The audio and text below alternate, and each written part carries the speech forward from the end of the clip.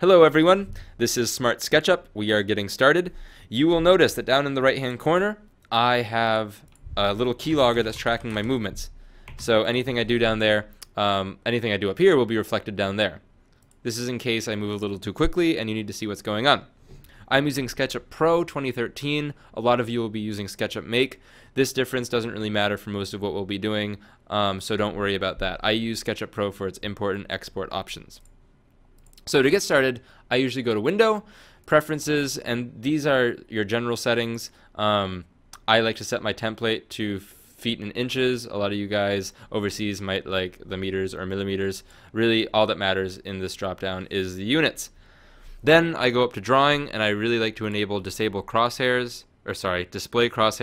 This lets me, if I bring this up, this actually shows my crosshairs on screen, and this lets me align my cursor with other parts of the model depending on what I'm modeling, and it generally makes it easier to keep track of where I am in the 3D space.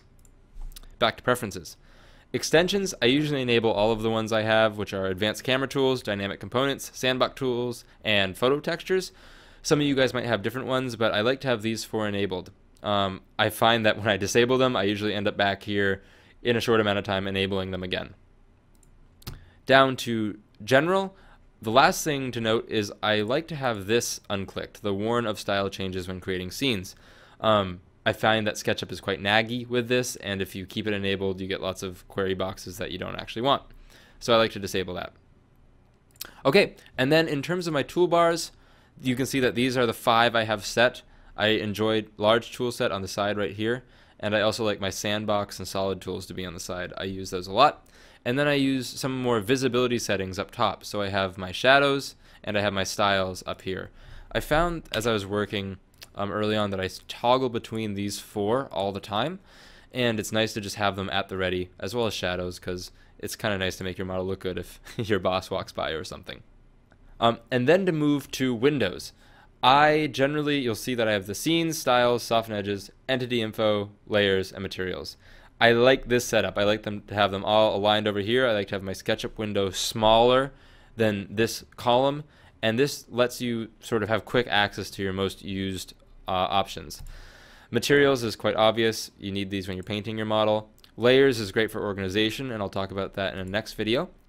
And then entity info is really good to tell you if you have a solid shape, and I'll give you a little preview of what I'm talking about. So there's my model, and because it gives me a volume here, I actually know that this is a closed shape and that I can use it for solid tools, and it'll create a nice little geometry. So entity info is quite helpful. Soften edges is good if you're using any sort of, you can see it makes that disappear, if you're using any sort of curves, it's nice to have soften edges. And then styles is pretty straightforward. I don't know if a lot of you like to tweak your settings as you're moving along, but I actually like to change my styles a lot. And then scenes is great if you're setting up different scenes for viewing, so you can toggle between them. And that's it. This is how I have my general workflow set up. You'll see that I won't actually use this large tool set very much, but I like to leave it here in case I forget a command as I'm working along.